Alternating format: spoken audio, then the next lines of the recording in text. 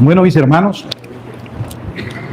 vengo aclarando por qué para Jesucristo era tan importante la fiesta de la Pascua.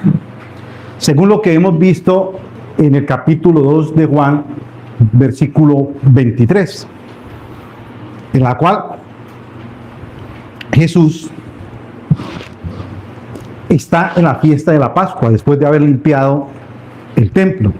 Él no se fue, sino que siguió en el templo participando de esta gran fiesta. Y realmente el Señor me ha inquietado mucho. Me he pegado de ahí, de la Pascua, porque es que la Pascua tiene mucha importancia para la iglesia de hoy en día. Y tiene un gran mensaje, un mensaje muy profundo para nuestras vidas. Que yo quiero, mi hermano, que no nos distraigamos con nada, que le pongamos atención a la palabra de Dios, porque Dios hoy está hablando a su iglesia amada. Pero para poder entender realmente sobre la Pascua, que es tan importante, tenemos que devolvernos al comienzo de la creación. Entonces, mis hermanos, si ustedes me preguntaran por dónde empiezo a leer la Biblia, téngalo por seguro que yo le diría por el Antiguo Testamento.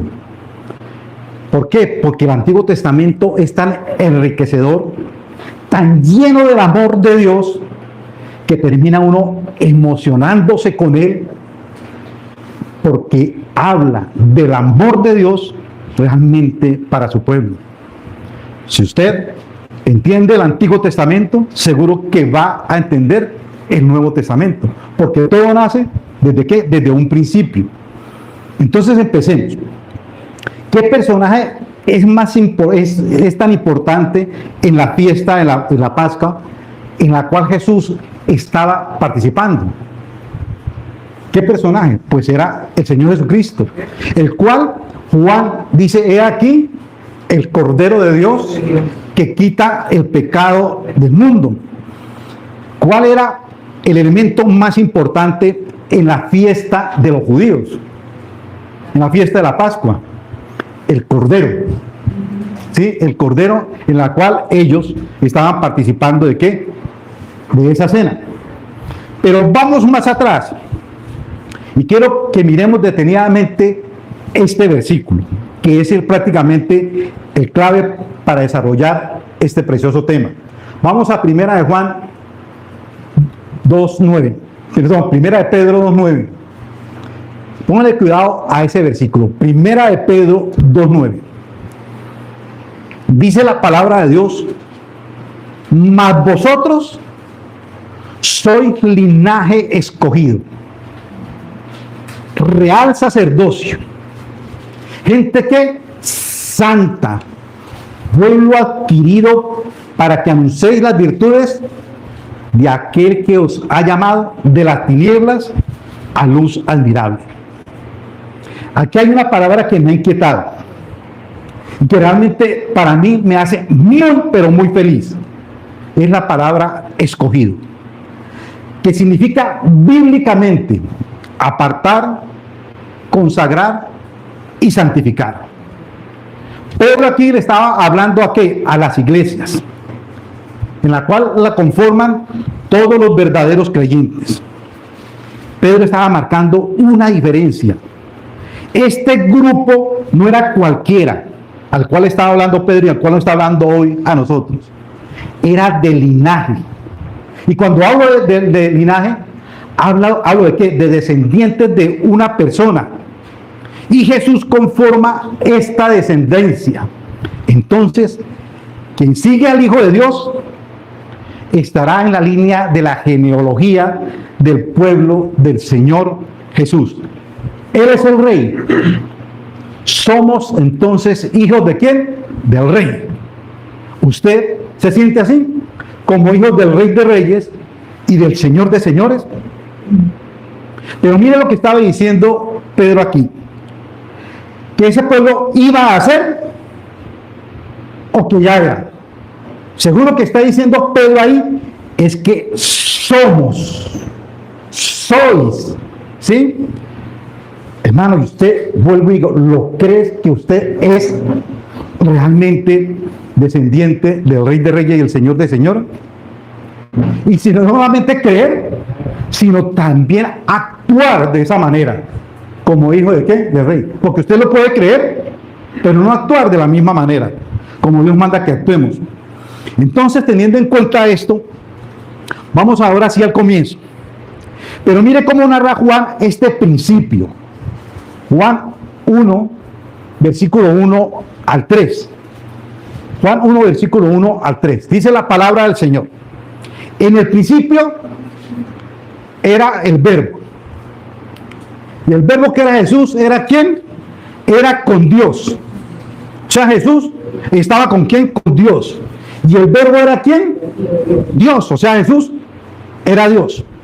Este era en el principio con quién? Con Dios. Y hace la pregunta, ¿quién fue el que creó la tierra? No, aquí dice, todas las cosas por Jesús fueron hechas por el Hijo, ¿cierto? Y sin Él, nada de lo que ha sido hecho fue hecho. ¿Está claro el versículo o no? Sí, está claro. Entonces el verbo Jesús, el verbo Jesús, el Cordero, ya era. O sea que Él no fue creado. Él estaba con Dios. Él era el mismo Dios. ¿Por quien fue creado qué? El mundo. Por Jesucristo el Cordero. Ahora, ¿qué propósito tenía Jesucristo al crear el mundo? Un mundo tan perfecto antes del pecado. Primera de Pedro 2:9. ¿Cierto? Ahí está Primera de Pedro. A vosotros, ese es el versículo que me voy a pegar. A vosotros sois linaje que escogido. El propósito de quién? De Dios, de Cristo, era formar una nación santa, sometida al Rey. Una nación santa sometida al Rey. Por eso, el tema de hoy lo he llamado sometimiento y santidad. Sometimiento y santidad. Entonces, Dios crea que al hombre a imagen y semejanza de Él. Después de haber creado el hábitat más hermoso, más perfecto para Él, coge Dios y pone al hombre en el huerto de ¿qué? Del Edén. Pero resulta que Adán tenía ciertas características antes del pecado. Él estaba en completo sometimiento al Dios Santo. O sea que Adán se estaba convirtiendo en el molde, modelo y ejemplo para las generaciones. ¿Sí? ¿Para qué? Para formar esa nación. Pero ¿qué es lo que pasa? Adán peca y la imagen de Dios en él se deteriora. La imagen de Dios en él se deteriora. No se quita. Está velada, pero está la imagen de Dios ¿qué? Ahí, en el hombre. Dios juzga entonces ¿a quién? A los tres involucrados en el pecado. A decir, a Satanás, a Adán y a Eva. Pero ¿a quién llama primero Dios para juzgarlo? ¿Llama a quién? A Adán. ¿Por qué lo llama primero Adán? Porque él era el representante federal de toda la creación. Como ahora Jesucristo es el representante de todos sus elegidos, de todos sus escogidos. Pero después de que Adán peca, ¿qué es lo que hace Adán? Adán se esconde. ¿Cierto? Se esconde. ¿Se esconde de quién? Se esconde de Dios. ¿Una consecuencia de qué? Del pecado. El hombre empieza a esconderse ¿de quién? De Dios. A tener sus propias ¿qué? Decisiones. A querer ser Dios. Yo hago lo que quiero, yo me mando como quiero y yo no quiero saber nada de ti, Dios. Se esconde de Dios. Adán estaba convencido que había pecado contra Dios. Por esconderse, él estaba convencido que había pecado contra Dios. Pero mi pregunta, ¿quién hace? Este es un tema de muchas preguntas. ¿quién lo convenció a Adán que había pecado? ¿Quién sería el que convenció a Adán que había pecado? Si realmente Adán no conocía qué era pecado. Pero si nosotros vamos a la palabra de Dios, encontramos algo bien especial. Ya hemos visto en la creación a Jesucristo, en el principio de la creación, hemos visto a Dios obrando, pero ¿dónde está entonces la tercera persona de la Trinidad? Miremos Juan 16:8. Dice la palabra de Dios. Y cuando, dice Jesucristo, hablando del Espíritu Santo, y cuando Él venga, convencerá al mundo de ¿qué? De pecado, de juicio y de justicia. ¿Quién es el que convence de pecado? El Espíritu Santo. ¿Cierto? Es el único que convence de ¿qué? De pecado. Entonces, en algunos casos, el resultado será de conversión, cuando se le comparte a alguna persona. ¿Sí? Pues hay unos que se convierten y otros que no se convierten. Otros endurecen su corazón y caen en el castigo eterno. Me acuerdo una vez predicándole a alguien, evangelizando, aquí en la cancha, a una parejita que estaba metiendo droga ahí. A mí me impresionó realmente mucho. Me acerqué a ellos y siempre la pregunta que para uno compartir, siempre yo comparto de la misma manera. Bueno, usted cuando se muera, ¿para dónde se va? Y ellos dos me contestaron, para el infierno. Y entonces yo me quedé como sorprendido. ¿Y cómo ha sido? Pues ustedes se van para el infierno. Y usted está seguro que lo dice, sí, nosotros vamos para el infierno. ¿Y por qué? Dijo, porque nosotros somos pecadores. ¿Y usted no cree que hay una solución para su vida? Dijo, no, yo no quiero ninguna solución. ¿Para qué? Para mi vida. ¿Sí? Entonces uno se encuentra con personas que a veces le comparten del Señor, pero no se convierten. Hay otros que ¿qué? Que sí se convierten, ¿cierto? Pero Dios muestra su amor ¿para quién? Para con Adán. Claro, a pesar de haber pecado, a pesar de haber desobedecido, de no estar sometido a Dios, su santidad aún se pierde. La santidad de Adán se perdió. ¿Por qué? Por el pecado. Pero Dios muestra su amor.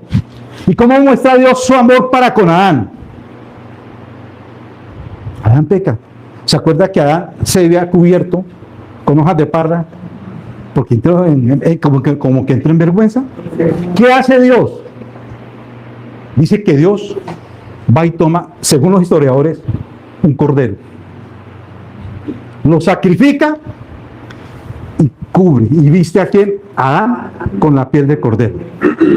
Ahí hay una pistica. El cordero de Dios lo cubrió. Sí, el cordero de Dios. ¿Lo qué? Lo cubrió. No quitó el pecado, sino más bien que lo cubrió. ¿El cordero de qué? De Dios. Cubre su pecado, no lo quita, pero le da una promesa de qué? De redención. Bajo la condena de Satanás. ¿Y qué es lo que le dice Dios? Prácticamente nos dice Dios a todos en ese momento. ¿Se acuerdan lo que dice Génesis 3:15? Dice, Dios juzgó a Adán, Dios juzgó a Eva y ahora está juzgando a quién? A Satanás. ¿Y qué es lo que le dice?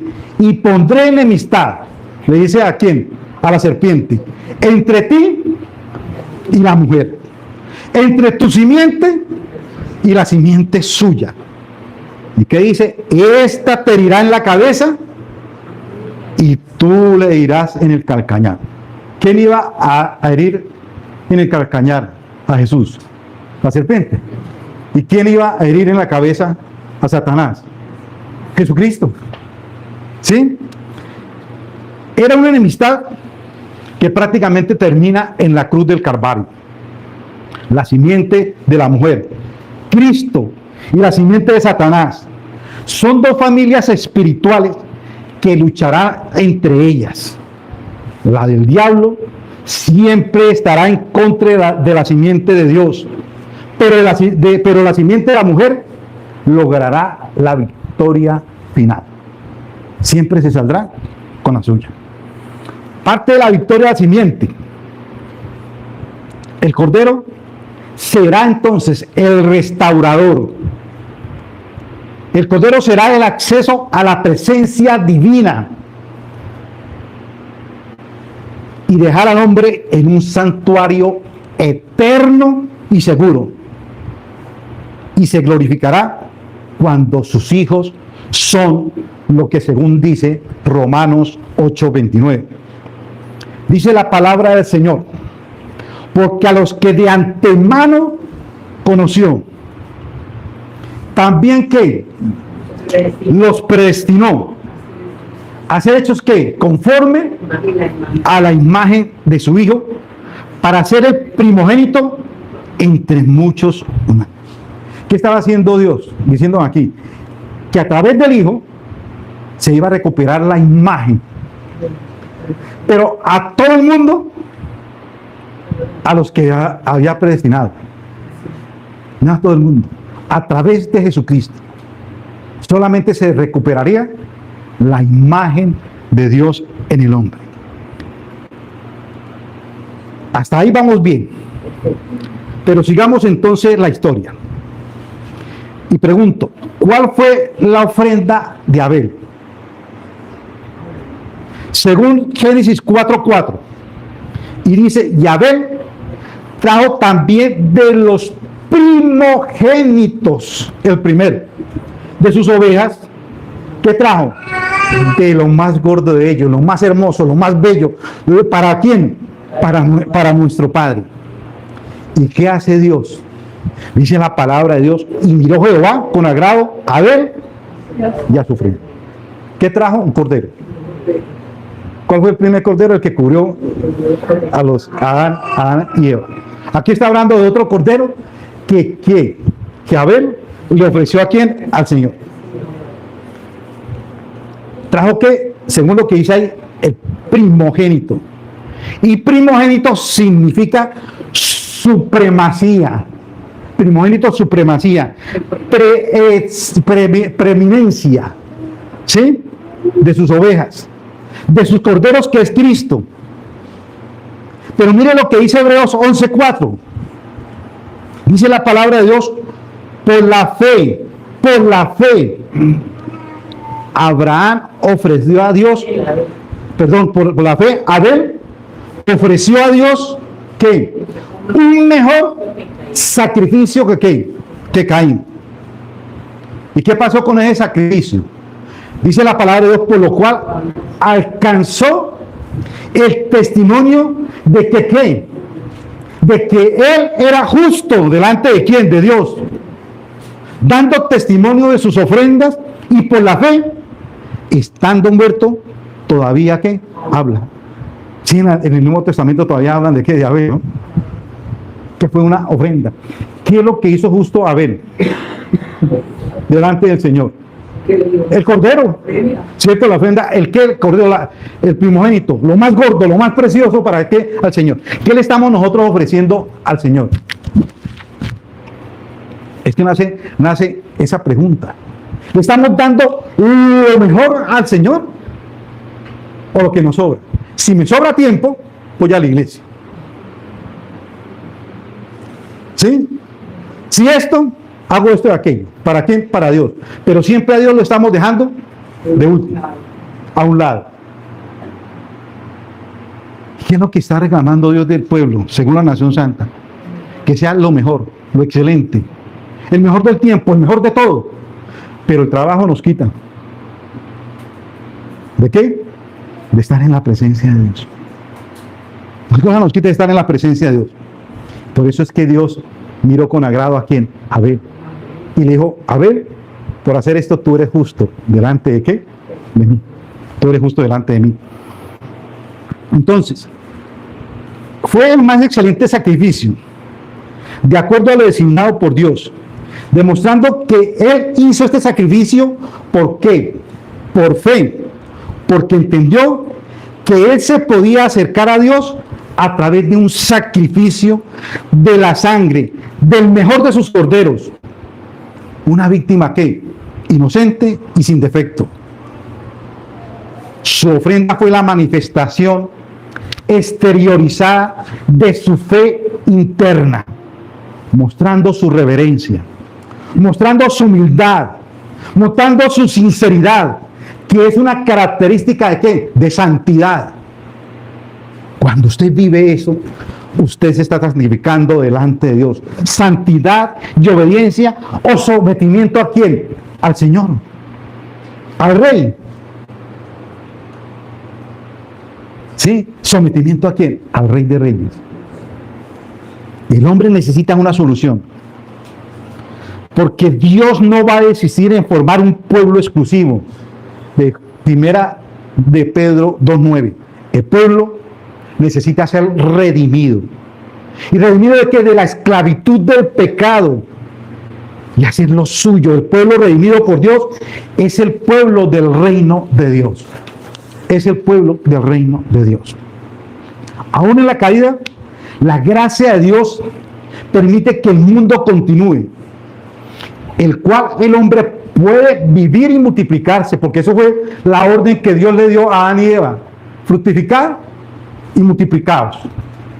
¿Sí? Ya fue la orden que le dio, y Dios no podía dejar a un lado esa promesa de multiplicarse.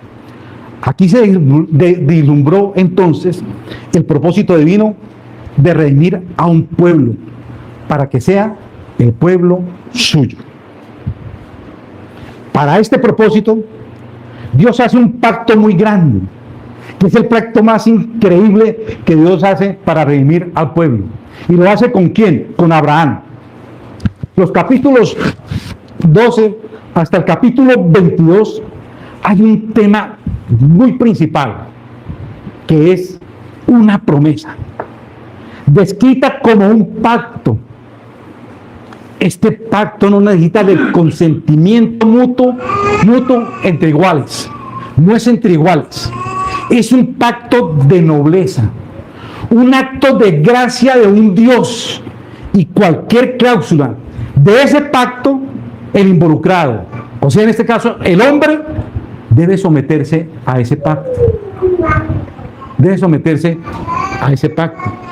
Las promesas que Dios dice a Abraham incluían, póngale cuidado, una nación formada con sus descendientes. Una nación formada ¿con quién? Con los descendientes. Segundo, una tierra en la que vivirían. La tierra de Canaán, el cielo. Tercero, una relación con Dios en la que sería el pueblo de Dios. Dios le habla a Abraham y le dice: de ti saldrá ¿qué? Una gran nación. ¿En dónde nacen los descendientes? ¿En Abraham o en su hijo? En Isaac. ¿En quién? En su hijo. ¿Sí? ¿Quién era Isaac para Abraham? El hijo unigénito. ¿Quién es Jesucristo? ¿El hijo unigénito de quién? De Dios. El hijo unigénito de Dios. Tremendo eso, ¿no?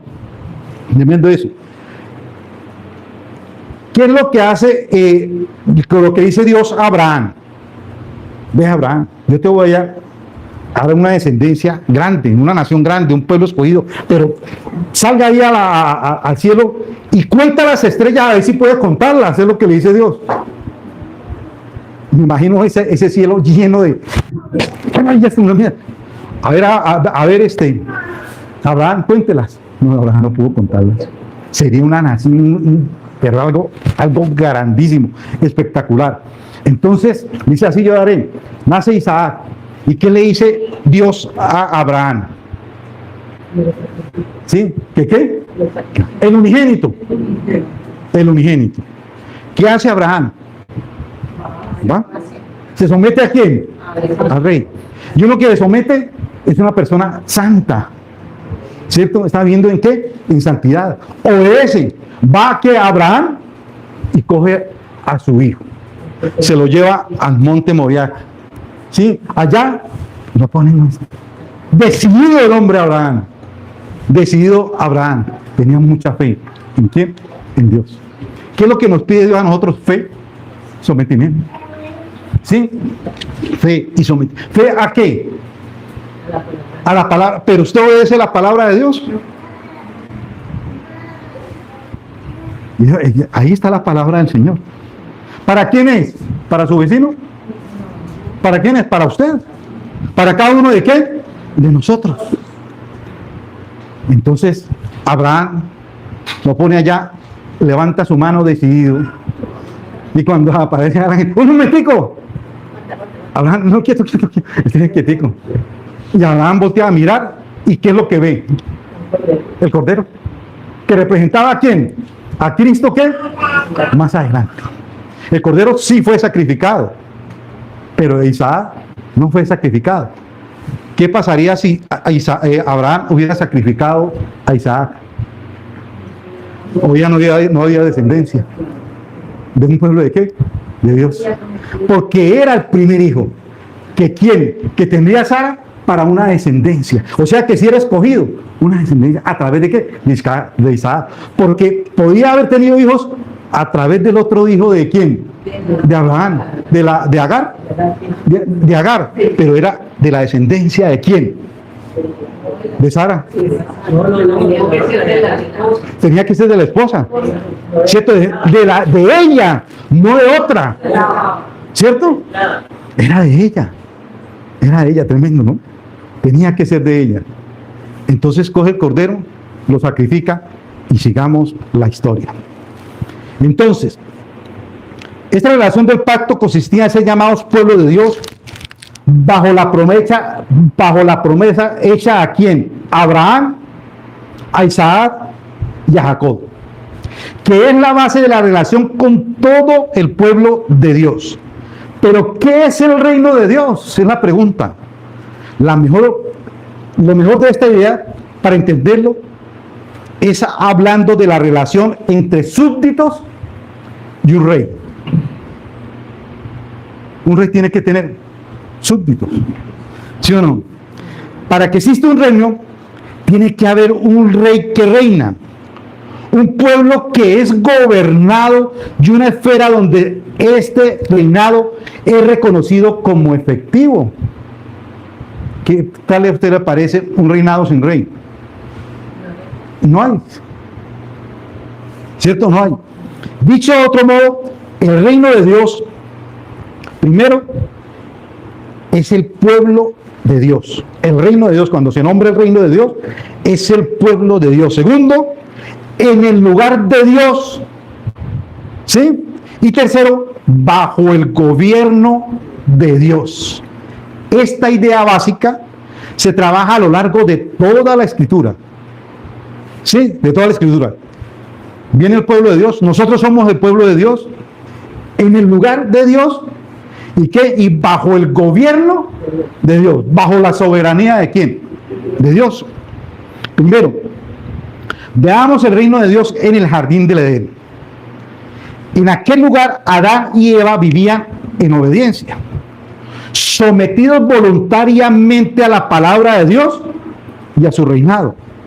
Pero el reino fue destruido por el pecado del hombre.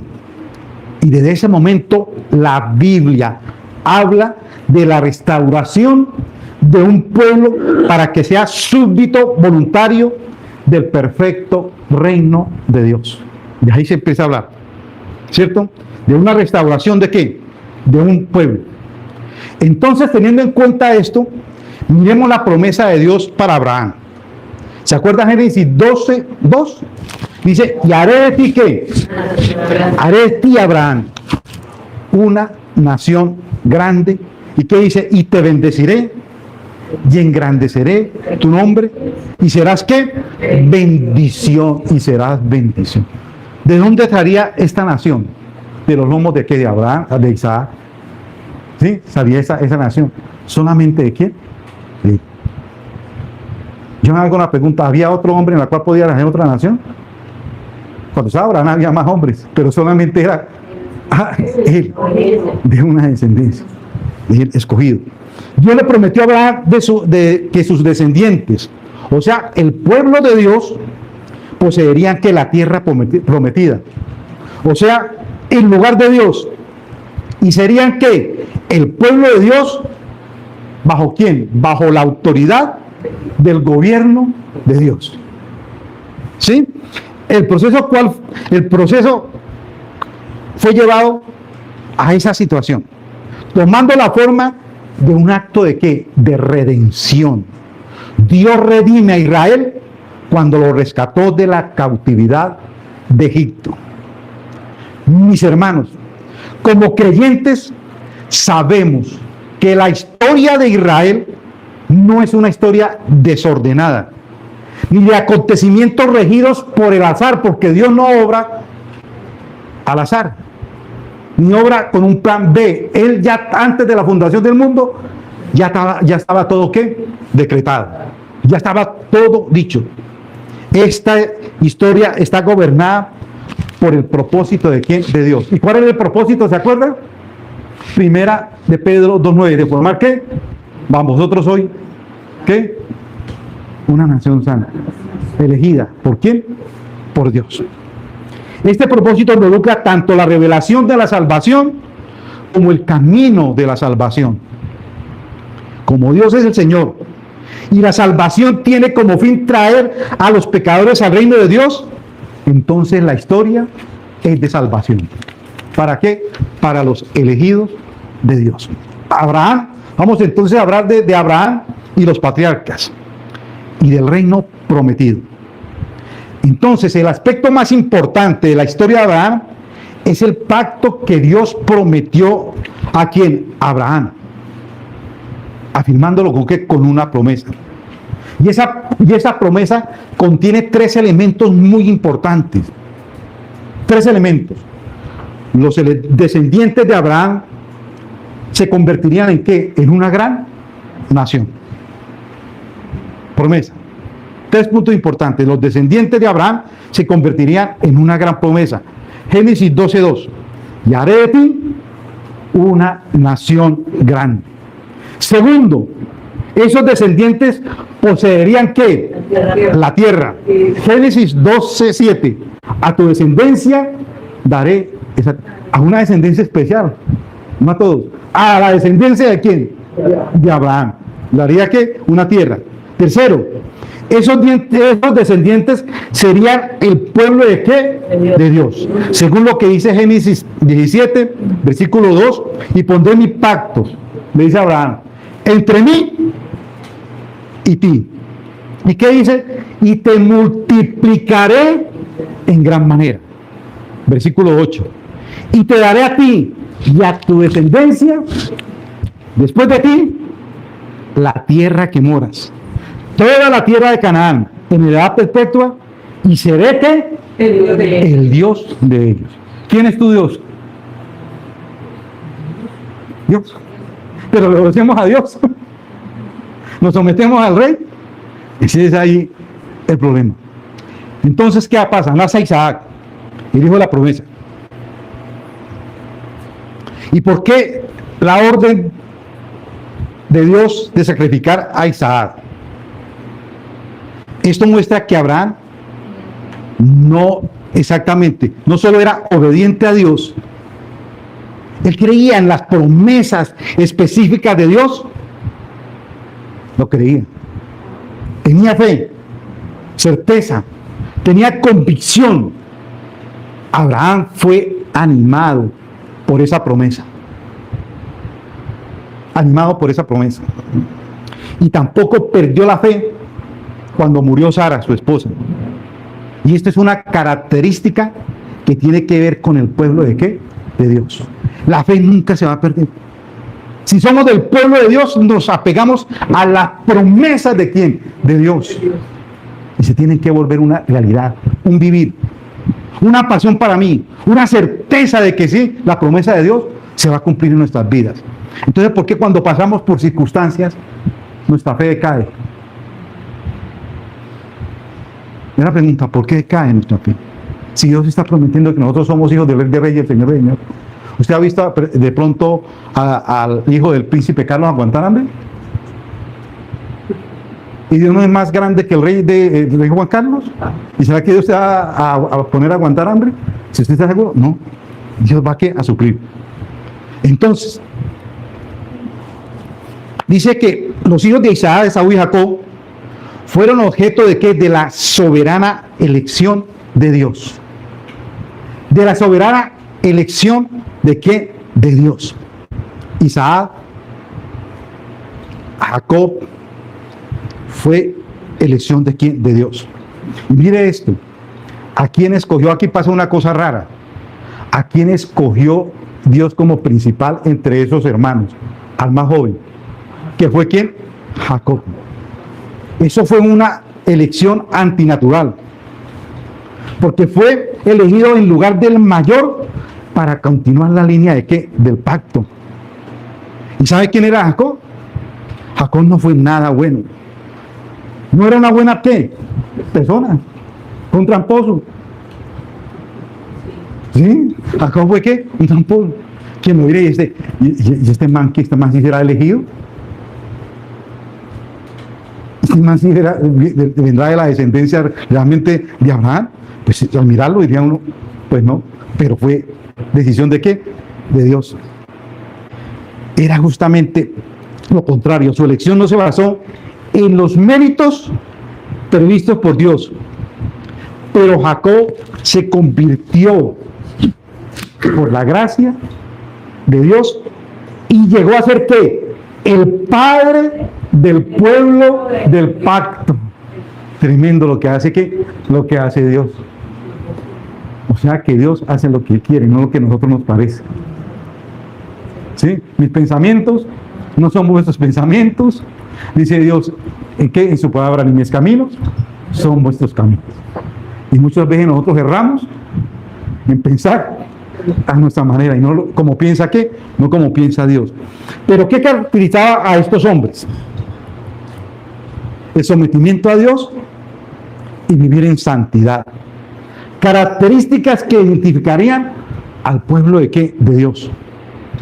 Entonces la historia patriarcal nos lleva a José y a sus hermanos ¿en qué? En Egipto, donde es otro escenario de la historia de la salvación.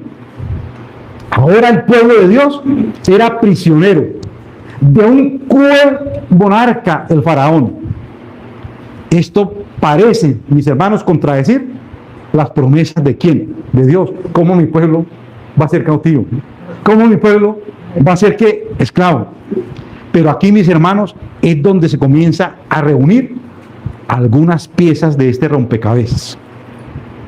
¿Por qué Dios no había cumplido las promesas? Se pregunta uno. Podíamos hablar de fe, pero la fe nunca se debe confundir con engaño y vana ilusión. ¿Por qué? Porque ¿qué es la fe? Certeza y convicción. No puede haber ¿qué? Ningún engaño y ninguna ilusión. Las promesas deben basarse en una realidad que se logrará, porque de otro modo se convierten en un cruel engaño. Se convierten en un cruel engaño. Las promesas se deben ¿de qué? De cumplir. Y Dios es un Dios de promesas, y lo que Dios promete, lo cumple. Sea como que, como sea. Entonces la historia de Moisés salvado de las aguas está relacionada con ¿qué? Con ese propósito de formar esa nación. Primera de Pedro 2:9, volvemos nuevamente, de esa nación ¿qué? Santa. ¿Sí? Entonces, ¿qué sería Moisés? Moisés sería el mediador de lo que Dios haría para cumplir las promesas del pacto. ¿Hecha a quién? A los patriarcas. Entonces miremos cómo Dios se identifica al enviar a Moisés para que fuera el líder del pueblo de Israel. Éxodo 2:24. Dice Dios que Dios escuchó ¿qué? El gemido de ellos y se acordó de su pacto con Abraham, con Isaac y con Jacob. Fíjense que no fue que el pueblo haya clamado a Dios, sino que Dios escuchó el gemido de los golpes que le daba el faraón a su pueblo. Y entonces Dios voltea y mira, este es mi pueblo que está ¿qué? Esclavo. ¿En qué? En Egipto. Éxodo 3, versículo 6. Y dijo, yo soy el Dios de tu padre, Dios de Abraham, Dios de Isaac y Dios de Jacob. Versículo 13. Dijo Moisés a Dios, He aquí que llego yo a los hijos de Israel y les digo, el Dios de vuestros padres, el Dios de vuestros padres, del padre de Abraham, de Isaac y de Jacob, me ha enviado aquí a vosotros. Si ellos me preguntaran cuál es su nombre, ¿qué les responderé? Versículos 15 y 16. Además dijo a Moisés, así dirá a los hijos de Israel, Jehová, el Dios de vuestros padres, otra vez, el Dios de Abraham, el Dios de Isaac, el Dios de Jacob, me ha enviado ¿a quién? A vosotros. Este es mi nombre para siempre. Con él se me recordará por todos los siglos.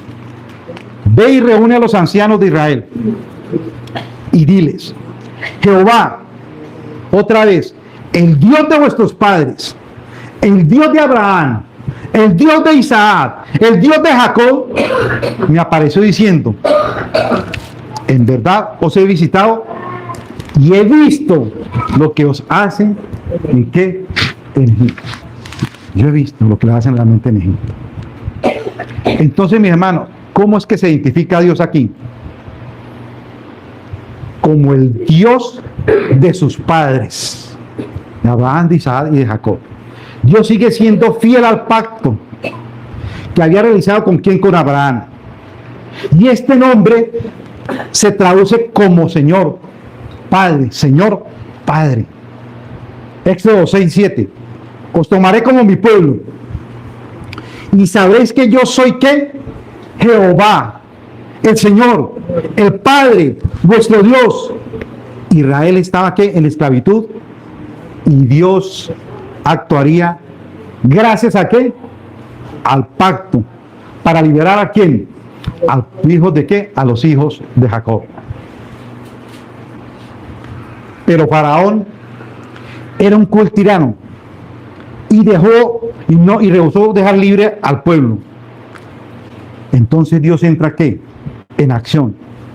¿Por medio de quién? De su siervo Moisés, con una serie de ¿qué? De señales y prodigios. ¿Para qué? Para obligar al faraón a liberar a Israel.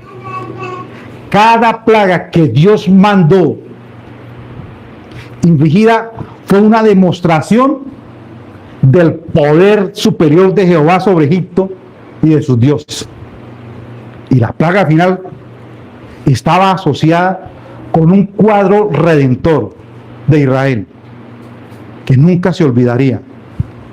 Cuando Dios declaró la muerte sobre los primogénitos de Egipto, les ofreció una vía de escape a todos los israelitas creyentes.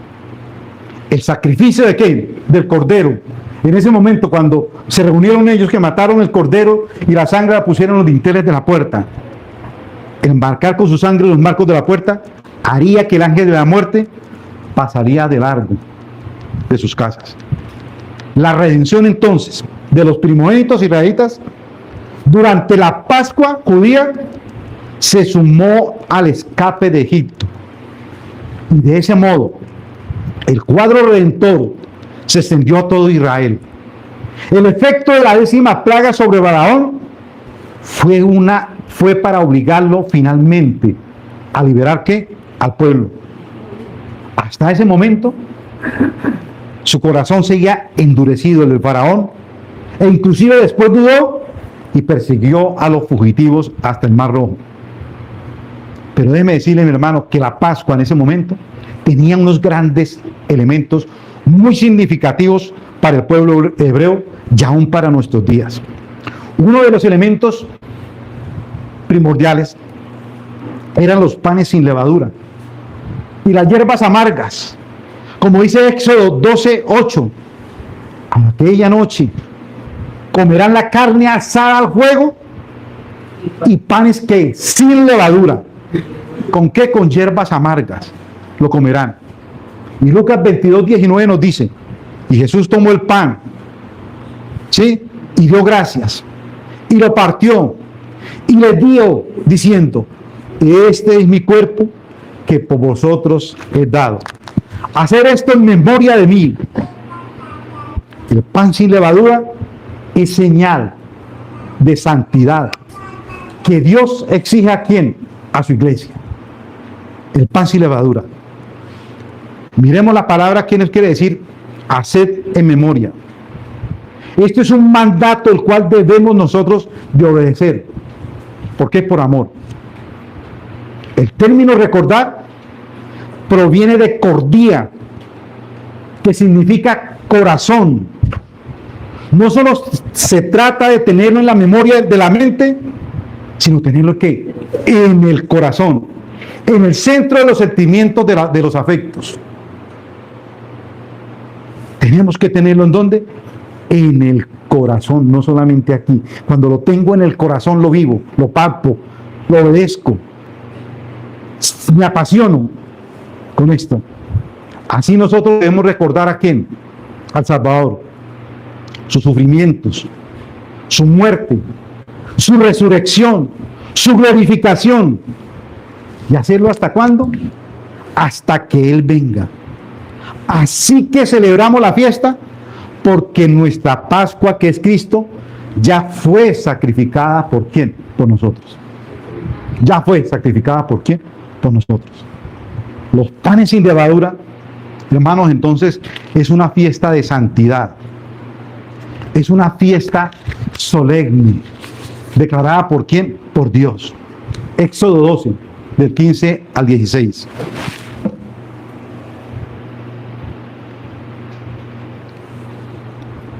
Dice la palabra de Dios: 7 días comeréis pan sin levadura.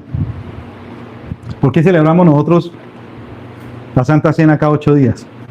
Porque en esos 8 días debemos estarnos santificando para recibir la cena de ¿qué? Del Señor.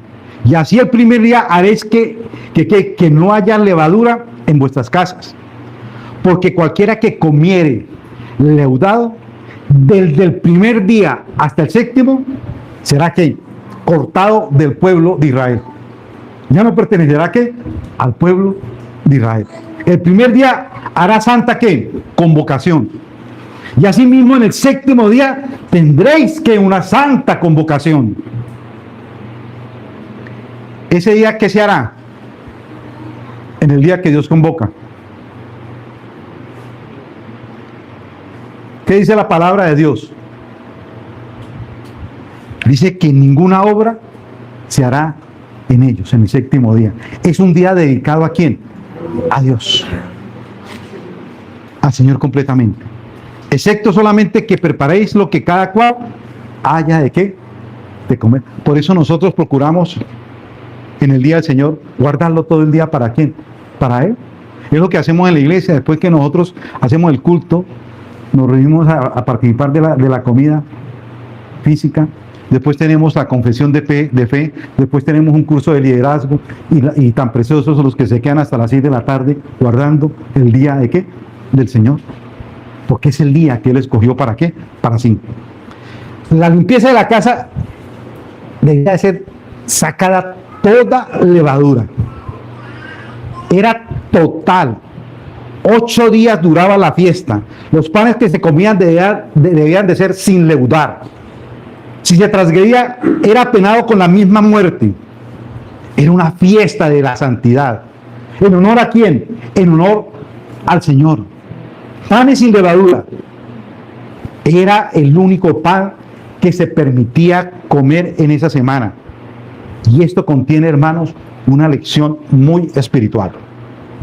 Esto le recordaba a los israelitas lo apresurado de la partida de Egipto. Mire lo que nos dice Éxodo 12, 17. Dice la palabra del Señor: y guardaréis la fiesta de los panes sin levadura. Guardaréis esa fiesta, porque en este mismo día saqué vuestras huestes de la tierra de Egipto. ¿Y qué dice Dios? Por tanto guardaréis este mandamiento en vuestras generaciones. ¿Por qué? Por una costumbre perfecta, por siempre. ¿Sí? Esa noche entonces comenzaba ¿qué? El éxodo, la liberación, la travesía por el desierto inhóspito hasta llegar a la tierra prometida. Esa fiesta es llamada también fiesta del pan de aflicción. No porque estuvieran afligidos, sino porque junto con las hierbas amargas que comían con el cordero asado, les recordaba la aflicción como esclavos en Egipto. Dios les libró del yugo con mano fuerte, dándoles libertad, nueva vida. La esclavitud quedó en su pasado. Ya no había más esclavitud en el pasado. Cuando el cordero, verdadero cordero, muere por nosotros, ¿qué es lo que hace Cristo en la cruz? Él lleva sobre sí todos nuestros pecados. ¿Eres libre de pecado? Sí, porque somos pecadores redimidos por la sangre ¿de quién? De Cristo. ¿Usted está seguro de eso? Sí, yo, claro que sigo cometiendo pecado porque todavía hay un remanente de pecado en nuestras vidas. Pero la confianza en mí está en la promesa de que Cristo murió porque por mis pecados. Y por eso debo ir a la presencia de Dios cada vez que yo peco. Debo ir a la presencia de Dios cada vez que yo peco. Entonces la levadura siempre es un emblema ¿de qué? Del mal, de impureza, de perversión. La levadura es de orgullo. ¿Por qué? Porque la levadura, ¿qué es lo que hace? Hincha la harina. Y eso es pecado. Las ofrendas debían de estar exentas de levadura. Levíticos 22:11. Ninguna ofrenda que ofrecieres a Jehová será con levadura, porque ninguna cosa leuda ni ninguna miel se ha de quemar ofrenda para Jehová, ni levadura, símbolo de corrupción, ni miel utilizada en ese momento para un placer corporal más que espiritual. Y esta miel era usada por los paganos en sus sacrificios. Los sacrificios debían de ser santos y debían de ser dedicados enteramente ¿a quién? Al Señor. Entonces el pan sin levadura contiene un doble significado espiritual. En primer lugar, es una preciosa figura de Jesucristo. El pan sin levadura, del santo, del inocente, el de sin mancha, apartado de los pecadores y hecho más sublime que los cielos.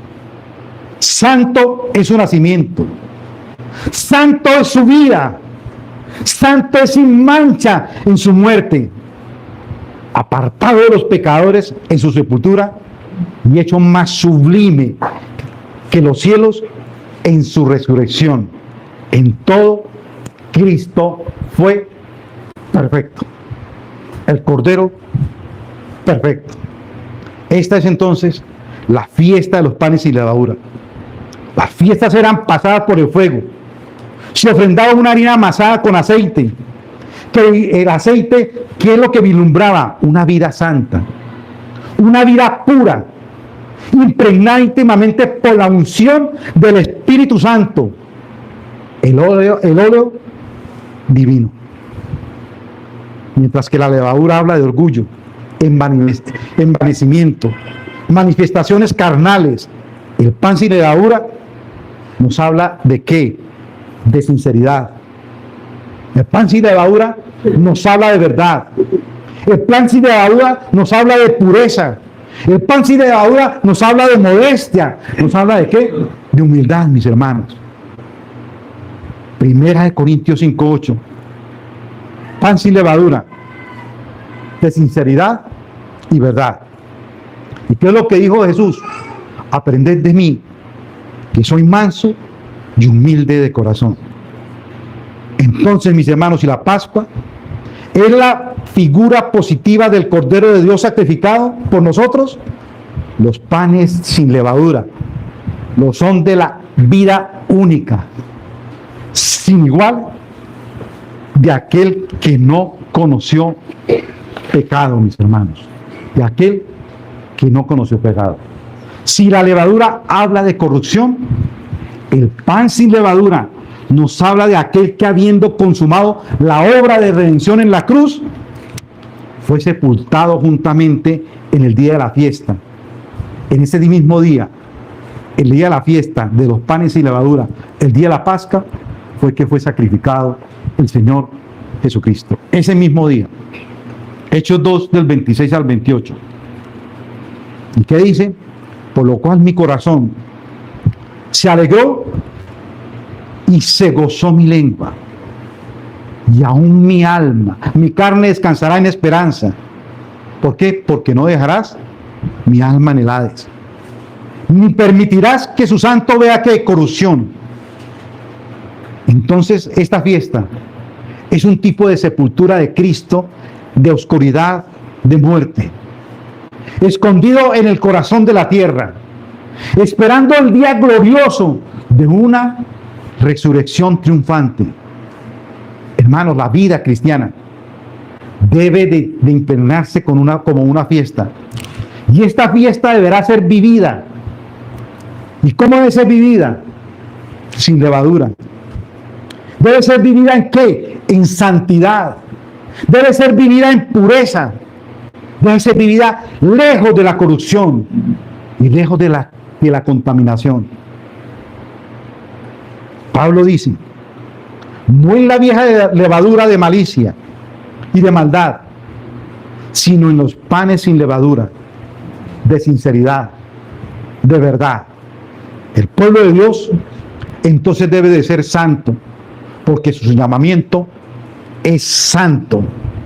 Isaías dijo muy claro, apartaos, apartaos, salid de ahí, no toquéis cosa inmunda, desde nuestra conversión hasta nuestra glorificación. Hermanos, Dios nos está invitando a que cada día nos santifiquemos. Hermano, la vida cristiana es un compromiso con Dios. La vida cristiana es un sometimiento a Dios. La vida cristiana, mis hermanos, es una vida de santidad.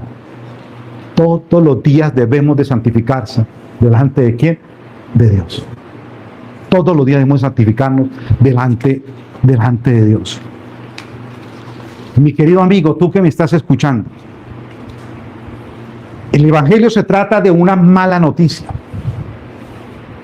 ¿Y cuál es la mala noticia? Que todos nacemos bajo el pecado. Todos somos pecadores. No hay justo ni aún uno. ¿Para qué? Para que la imagen de Dios nuevamente se restaure en nosotros. Que fue deteriorada, ¿por qué? Por el pecado. Y mi querido amigo, lo único que nosotros nos merecemos es ir al infierno. Cuando nacemos con pecado. Y lo único que merecemos es ir al infierno, al horno de fuego. Pero ¿qué es lo que quiere Dios? Mi querido amigo, que tú formes parte de ese pueblo. Y la única manera es a través de la buena noticia. ¿Y cuál es la buena noticia? Que Cristo murió por nuestros pecados. ¿Y qué es lo que quiere Cristo? Que entreguemos nuestra vida ¿a quién? A Él. Que lo reconozcamos como su Señor y como su Salvador. Y aquí, mis queridos hermanos, piensen un momentico cómo realmente está tu vida delante de Dios. ¿Reconoces con todo tu corazón que Cristo pagó un precio muy alto por tu vida? ¿Tú lo reconoces? ¿Que realmente Él te redimió? ¿Que realmente Él te reconcilió con Dios? Hermano, usted lo puede decir. Pero déjeme decir una cosa, revise su vida. Si realmente esto es una verdad contundente y la aplicamos a nuestras vidas. ¿Estás viviendo en santidad? ¿Cómo estás viviendo? ¿Una vida como a usted le plazca? ¿Como a usted le parece?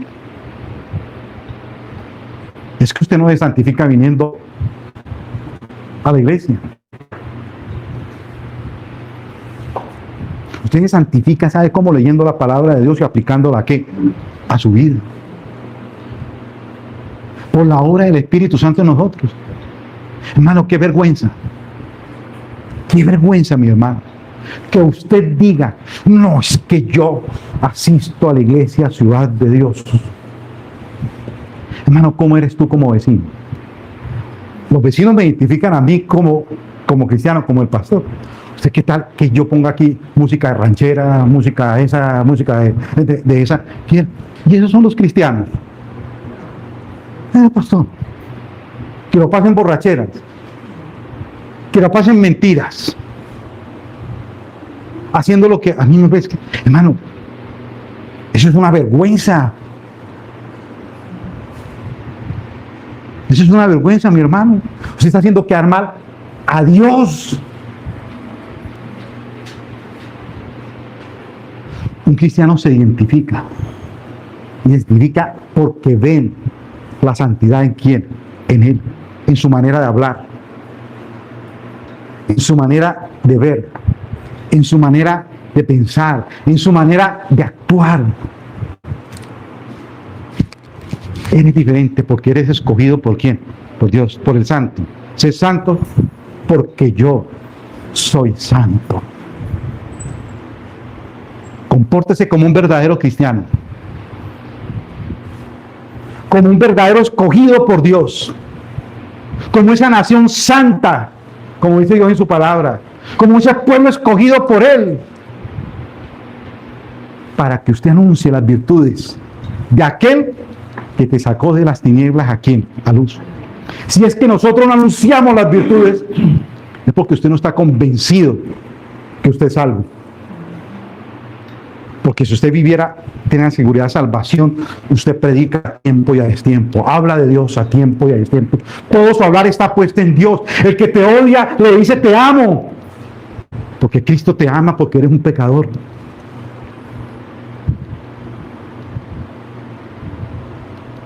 Hermano, ¿cómo actuamos ante aquellos que realmente nos odian? ¿Qué gracia tenemos, hermanos, de amar al el que es el amigo mío? Si no amamos al pecador, usted tiene que amar al pecador, porque ese pecador usted le puede ir a predicar la palabra de Dios. ¿Y qué tal ese pecador sea un escogido de Dios y fue llevado a los pies de Cristo por usted? Pero como somos de la iglesia de Dios, yo no me junto con los pecadores. Porque Jesucristo, ¿con quién se relacionó? Con los buenos, no con los pecadores. Saqueo, allá subió un árbol. Con todos los pecadores, para llevarles la palabra de qué? De Dios. Ser cristiano no es decirlo aquí, vivirlo aquí y vivirlo aquí con toda pasión, mi hermano, con toda pasión, en todo. El pecado te aleja de Dios. Y cuando usted te aleja de Dios, dice Dios en su palabra, dura cosa te es, hermano, caer en manos del Dios vivo. Hermano, Dios se lo está advirtiendo hoy. Dios se lo está advirtiendo hoy. Y Dios al que ama, lo disciplina. Dios al que ama, lo disciplina. Yo reprendo y disciplino a todos los que amo. Por tanto, sé fervoroso, y dice Dios, y arrepiéntete y vuelva de corazón ¿a quién? A Dios. ¿Usted cree que Dios como Padre no nos disciplina? Ese no es un juego. Dios lo está diciendo. No, peco y afronto las consecuencias. Pero déjeme decirle, cuando esté en un lecho enfermo, ¿sí? Como muchos han llegado a los pies de Cristo, en un lecho de enfermo casi para morirse. Yo no quiero eso. No me arrepiento antes de sufrir una enfermedad bien tremenda para mi vida. Porque si Dios lo quiere hacer así, lo hace. Si Dios quiere dejarse sin trabajo, lo hace. Si Dios quiere dejarse sin hijos, lo hace. Si Dios quiere dejarse con lo que más quiera, lo hace. Pero si eres escogido, Dios te disciplina para que vuelva su mirada a quién, a Dios mismo. Oremos. Señor, gracias te damos. Dios de los cielos. Qué palabras, Dios, tan maravillosas, tan profundas, Dios de los cielos, para nuestras vidas. Dios, aquí estoy. Padre, rendido ante ti. Ayúdame, Dios. Ayúdame, Espíritu de Dios, tú que moras en mí. Reconozca que tú eres un pecador. Reconozca que no has vivido como Dios quiere que vivas, como ese pueblo escogido. Desde una nación santa, sin corrupción, sin pornografía, sin adulterio, sin fornicación, sin homosexualismo, sin mentiras, sin engaños.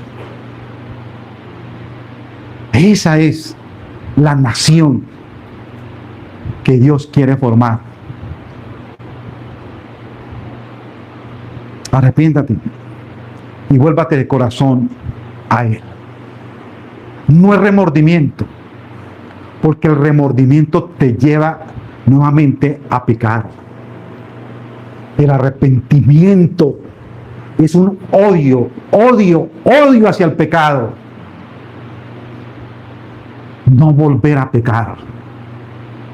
No volver a pecar. Y déjeme decirle una cosa, mi hermano. Cuando usted tome esta decisión no va a ser fácil. No va a ser fácil. Porque Satanás no va a querer que tú te santifiques. Él anda como león rugiente esperando a quien devorar. Hermano, esté listo para la batalla. Al fin y al cabo, como hemos visto en su palabra, Dios siempre se sale con la suya. Faraón se quiso salir con la suya hacia el pueblo de Dios, hacia nosotros. Pero Dios, el gran glorioso guerrero, el poderoso, el rey de reyes, sale victorioso. Lo único que necesita es en tiempo de conflicto, el tiempo de batalla, humillados ante la presencia de nuestro amado Dios. A ti Dios sea la gloria y la honra. En Cristo Jesús, Señor nuestro. Amén. Y amén, Señor. Amén.